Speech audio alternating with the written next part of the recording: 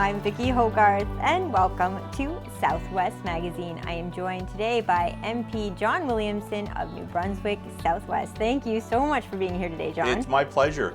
It's good to be home. It's been freezing in Ottawa.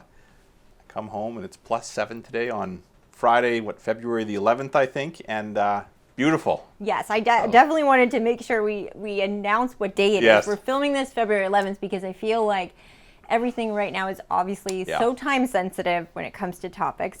You've been in Ottawa. We know the Freedom Convoy is going on. Can you tell us, just from a perspective of someone who's been on the ground, what the experience has been like? Well, it's been odd. There are good aspects about it. There are some disturbing ones as well. And when I say good, like, I believe in the right of Canadians to protest, regardless of their political opinions. If there's something that the government has done, or the member of parliament, they have a right to protest, whether it's in Ottawa, Fredericton, or in their municipality, and that's big or small. You know, I don't think it's up to politicians to decide what protests should be allowed and which ones shouldn't be allowed. So we've seen that, and what's interesting about the trucker protest, or that I think is noteworthy, is that while it began as opposition to the vaccine mandates on truckers crossing the borders, on their journey to Ottawa, now more than 2 weeks ago, it morphed into kind of a movement opposed to lockdown and protests. And you have seen a lot of people in Ottawa, particularly on the weekends, from all backgrounds, from all across the country. On the disturbing side, about a week and a half ago, it was clear that the civil authorities in Ottawa had lost control. Now, I actually don't blame the protesters for that. I blame the city police in Ottawa and the municipal leaders for allowing that to happen, because we've seen other protests across the country. Toronto's a good example, where big protest, it was managed well on both sides, and life returned to normal.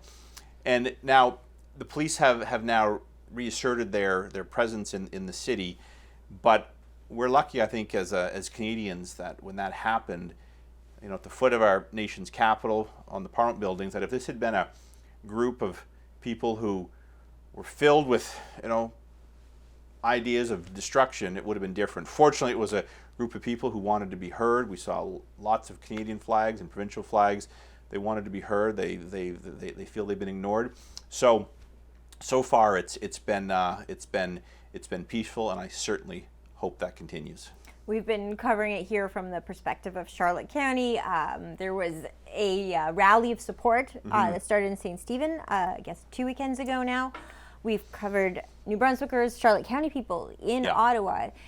To say it's a fringe movement doesn't seem fair. There seems to be so much support for what's going on, regardless of where anyone stands on these things. It is a historic moment. It has gotten some international momentum. What does it say about where we're at right now in Canada from your perspective? Well, first of all, you're right. It's not a fringe movement. We're seeing that across the country with the polling data a week and a half ago. You know, only a third of Canadians said they identified with the message of the protest. There's another poll out today. It's now up to 46%. So I'm not sure it's going to get much higher than that, but this is a movement that is clearly speaking to the issue of lockdowns and restrictions. And I suppose the evidence, because poll numbers, that's a snapshot, but we're now seeing governments across the country responding. Saskatchewan and then Alberta announced they're going to be getting rid of the restrictions and the vaccine passport. Manitoba this morning, the same thing. Our premier, a few days ago, in response to this weekend's protest in Fredericton, that they'll be lessening the restrictions as well. And then even today, this afternoon, we're now hearing from the federal government that some of the travel restrictions, they're going to review those and make an announcement next week. So things are happening in politics. Things don't really happen in a vacuum. There's usually a reaction to what's happening.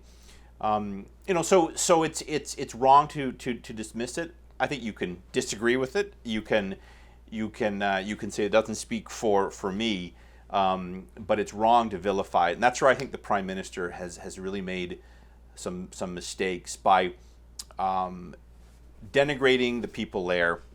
I think the term small fringe minority is going to be, we're going to look back at that and compare it to Hillary Clinton when she used the term deplorables. The people in Ottawa that I have seen and across the country, they've embraced small fringe minorities as a badge of honor because they know they're not small fringe minority. They're speaking for a lot of people who just want life to return to normal, and for these restrictions and lockdowns that don't make any sense to be removed. And I hope that happens as well.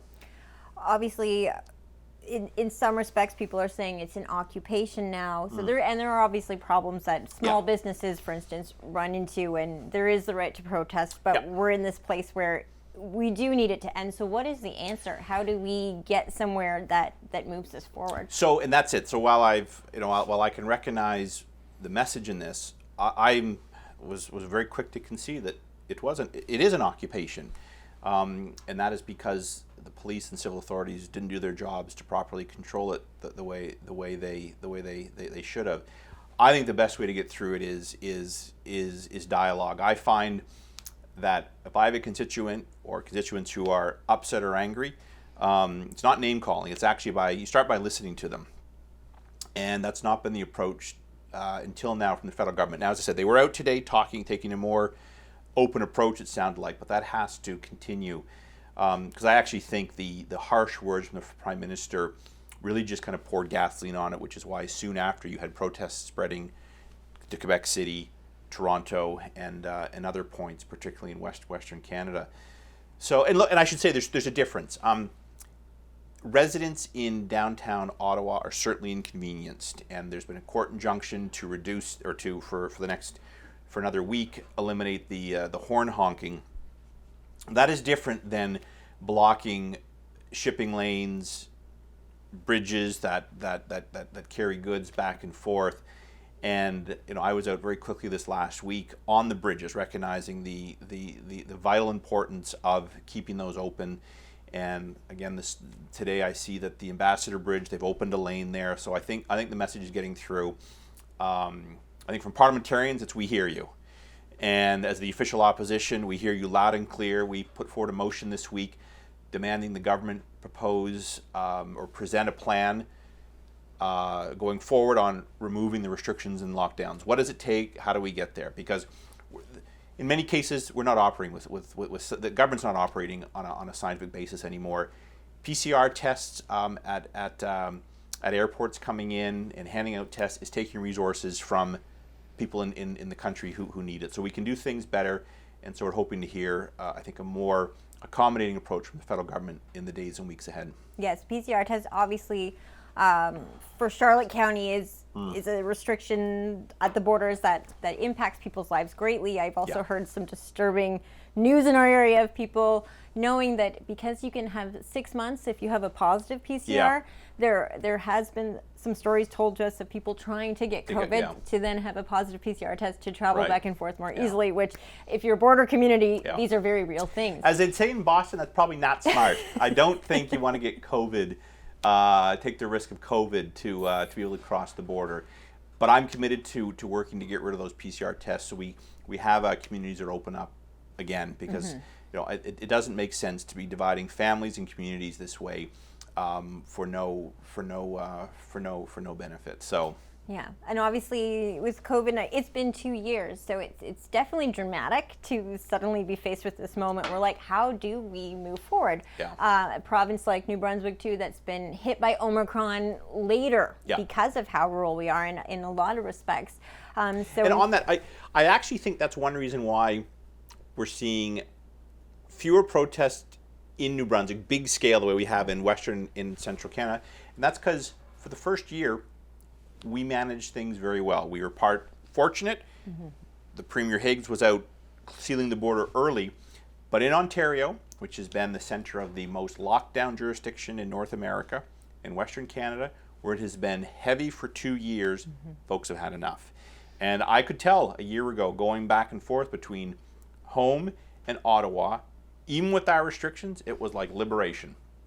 And I isolated 5 times for 2 weeks over the course of a year and a little bit. But when you got out, it felt better.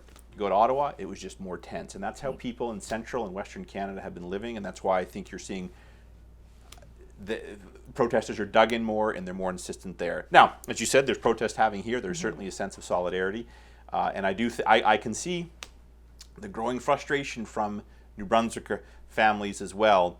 And that is why the province of New Brunswick needs to move to eliminate the passport and reduce the restrictions, get and keep kids back in school, focus resources on people that are older and have medical conditions. The idea that we're going to keep locking down, I think, is a non-starter for more and more families. So what is the position of the Conservative Party when it comes to the convoy now? Are you calling for to be heard, but to end the protest? So our interim leader, Candice Bergen, as I said this week, the official opposition tabled a motion that will be voted on, I believe, next week, calling on the government to present a timetable for easing and ending lockdowns and restrictions. From the very beginning, I and others have taken a stronger stance on the borders. Ms. Bergen is urging protesters in Ottawa to leave. But I'm quick to point out the protesters are not there because we called them there. They're not there because at our behest. They're there because they want their voice to be heard. And I think we're the opposition. We're not in the position to determine where the government goes. I think it's going to take government ministers and the Prime Minister to begin to have some sort of dialogue to again, so these Canadians feel they're being heard and their concerns are at least being considered. I'm not saying any government should capitulate, but governments can do a lot of things to cool things down, and so far we've not seen that from the Trudeau government. There have been a couple MPs on the Liberal side, Lightbound, one that comes to mind, who have broken away from... And the third one is Housefather, who have broken ranks. Okay, and what is it they're saying, and do you think that will have significant impact? Well, it shows there's division now in the government ranks, and that's going to, I think that is going to also put a different pressure on the Prime Minister to respond. It's interesting that all 3 are from Quebec. And that's interesting because that speaks to a strong part of their base. These are not members from just Western Canada or anything like that. This is their political center. So I think it is going to have an impact. And I think from what I said earlier, that they've made statements today. They're clearly, I think, starting to pivot, and I encourage the Prime Minister to do that. It is interesting what you said about the experience of COVID too in Ontario versus I have a lot of family and friends in Quebec as well, and it does feel like that they're in a different chapter than we are here in New Brunswick. We're tired and exhausted. They are exhausted and beaten down, I think.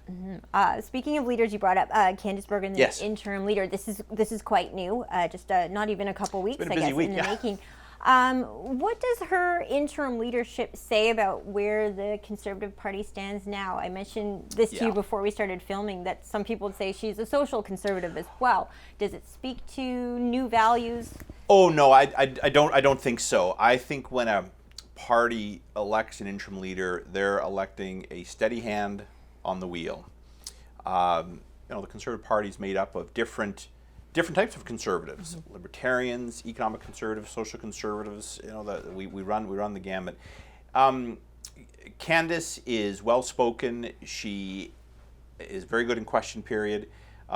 She's a good pick because she's going to, I think, guide the opposition for the next 5 or 6 months, I think, until a new leader is elected by the membership at large. So, in my view, and I think this is broadly shared.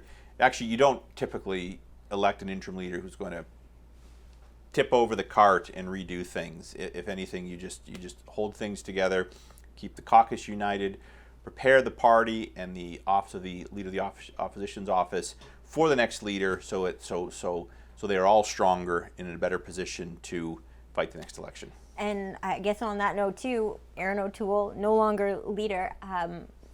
How does something like this come about, and who likely will be the next leader? So, I mean, everyone can read the stories about the challenges that Aaron had. This was a caucus vote that was taken. It required 60 votes, just over half of the caucus. That threshold was achieved, and so Mr. O'Toole was removed as the caucus leader. He then resigned as the party leader, because those are two different things. And now we're in a race. I think there's going to be a number of candidates, and on that I just say stay tuned, because we don't know who they're going to be. But it's these leadership races, they're a time for renewal for a party. They're a time to talk about new ideas. It's a time to grow the membership as well. And our party has a one member, one vote system. So to vote, you just have to be a member of the Conservative Party. For any of your audience that's interested, you can sign up online at conservative.ca, and it's an easy process. But you have to do a member to vote. But at the end of the day, this is a renewal process, and it's one that I think is needed and will be healthy. For people who are new to following, especially federal politics, when does something like this generally come about, and how often does it happen? I know it's not necessarily regularly. Yeah, well, I think it depends how, it depends on the challenges. This will be our third leadership in 5 or 6 years, and that's because we've had some challenges in the last couple elections. Now, I'm quick to point out, it's not terrible. The last two elections, we've won the popular vote. We're doing something right. But I hope we pick a leader. If that leader is elected prime minister, he or she could govern for some time. When Stephen Harper was the leader, he was leader probably for 12, 14 years. So it really depends on governing versus opposition. If a political leader does well but doesn't win, often political parties will allow that person to continue. So there is no rhyme or reason. We have a committee that will set the rules, and I suspect the race will be about 4 to 6 months. And it will be, because it's not just the Conservative Party, it's also the leader of the official opposition, a significant role in Ottawa, the point person that holds the government accountable. It will be something that I think will generate news for the next couple of months. And Trudeau obviously still has a minority government, so the role is very significant. What will be some of the opposition's goals going forward? If we can see past this convoy, obviously there will be more issues. So for the leader and for caucus, it will be unity. No one is going to elect a political party that can't govern itself. That I think is obvious, and that will be part of the race. But I think, look, the big thing that is back is the economy. We're seeing now some of the scariest inflation numbers we've seen in over 30 years.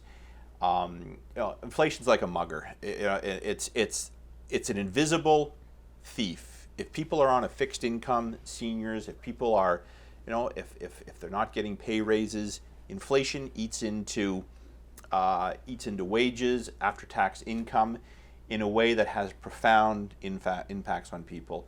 I think there's concern about particularly home ownership prices right across the country, and that's having a lot of impacts on young families who are trying to get started into the market, or first-time home buyers. Debt and taxes, energy prices.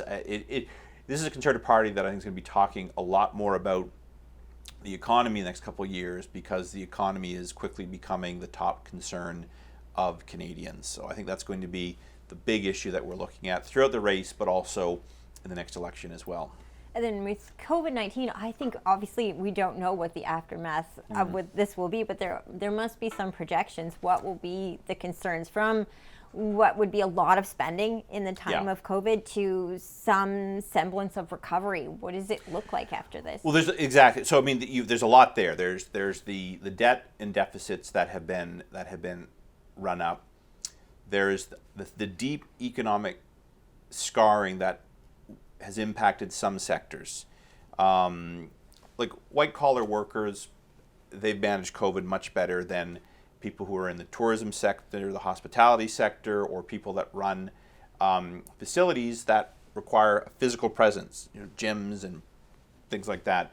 For a lot of these people, it's going to be very hard to recover. Some have gone out of business. Some have used their life savings and are still out of business. So these are problems that I think it's about income inequality. Some have done well, many have not, and so it's going to be a challenge. I think it's going to be a challenge. We're going to have to reconsider our tax code about helping people who have really, I won't even say the cracks, because these are giant holes we've discovered and need to be addressed. Particularly people who are nearing retirement, and the idea of restarting a business without any savings, it's easier said than done. So a lot of issues that have to be tackled. Then there's the whole, I mentioned inflation about managing the economy in a way that makes home ownership and just getting through week to week possible. So a lot of issues coming forward here. I mean,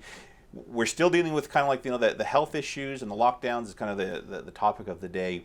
But as we come out of this, I think we're going to be looking at kind of government, society a little bit differently. Yeah, I definitely feel with COVID, it's that survival of just getting through it. Yeah. The aftermath is just as scary for some people. Business owners could be more scary than the pandemic itself. What are you hearing in Southwest New Brunswick, concerns from the riding? Well, it's the last couple of weeks is Parliament's gone back. It really has been focused on COVID. I think the big thing I'm hearing is, and this is interesting because I'd say until now there have been kind of two big camps out there. Well, the big camp was vaccines, vaccine mandates, and support for that. Mm-hmm. And a smaller camp, a very small camp, which was people that didn't want a vaccine, were vaccine hesitant, and a bigger one, but still a minority of people who felt vaccines are important, but don't believe they should be forced. I fall in that category. I believe, I encourage vaccines, but at the end of the day, I don't believe government should force vaccines on people. I don't think people should lose their job because they didn't get a vaccine, particularly when there's ways to mitigate it. What's changed the last 2 weeks? There's been a unity on both camps and the lockdowns. It's not universal. There's still people who want to keep them in place, but that's been the big thing, where people who before were on two different camps, they might still have their positions, vaccines at all costs, I'm not getting a vaccine, but they're now agreeing that the lockdowns and restrictions have to end. So I think that's been and I noticed that even before the truckers had shown up, just talking to Conservative voters, because Conservatives have been split on this. It's been one of the challenges we've had trying to hold our coalition together, but there's been more thoughts have been more unanimous on that in the last couple of weeks. So has it been? I spoke with Premier Higgs this week in a news conference, and one question I did have was if he would follow the lead of, and now we see Manitoba too. I think it was Saskatchewan, Alberta at the time. If New Brunswick would consider doing away with the vaccine mandate. He said it's not off the table. It's something he will consider in the coming weeks. We're obviously a little bit further behind in our recovery due to Omicron hitting later, but did Omicron change the game in a lot of ways that way? I feel like it has. I think it has for a couple of reasons. One, and this is why the travel testing is not needed. You're just as likely to get COVID-19 in New Brunswick as you are in Maine or Florida or England. So making the testing not relevant.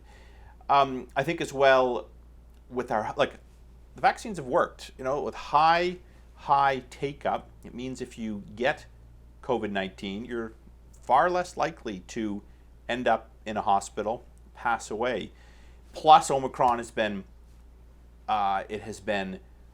less, the symptoms are less pronounced and more people are getting it. So I think it's had an impact on people they've caught it and they've realized they've come through it. Some of the fear's gone. Yeah. The fear is or it's diminished considerably. So I think it's had an impact, and I think that's what's fueling what we're seeing now. This look, 2 weeks ago, no one was talking about getting rid of these exemptions or that it would happen over time. Like Alberta said, not only are they going to stop the passports, they are throwing out the software. If you have the QR code on your phone, it's going to disappear. That is, I think, a result of public opinion changing so quickly.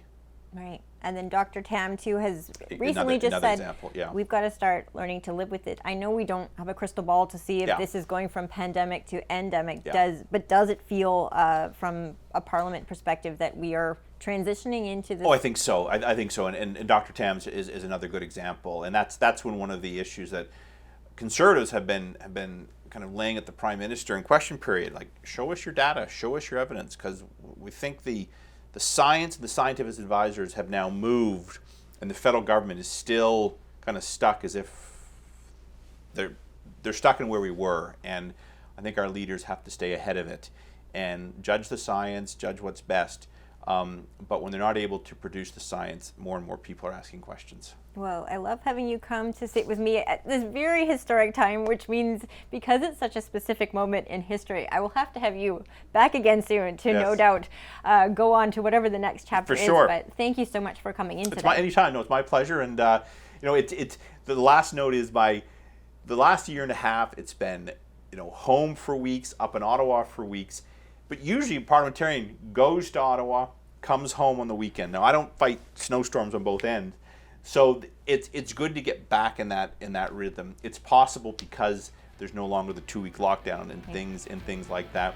And with the spring weather, it just becomes better and better. Well, thank you so much for coming here on pleasure. Day 1 of your visit. Yes. My guest today has been MP John Williamson of New Brunswick Southwest. I'm Vicki Hogarth. Thank you for watching Southwest Magazine.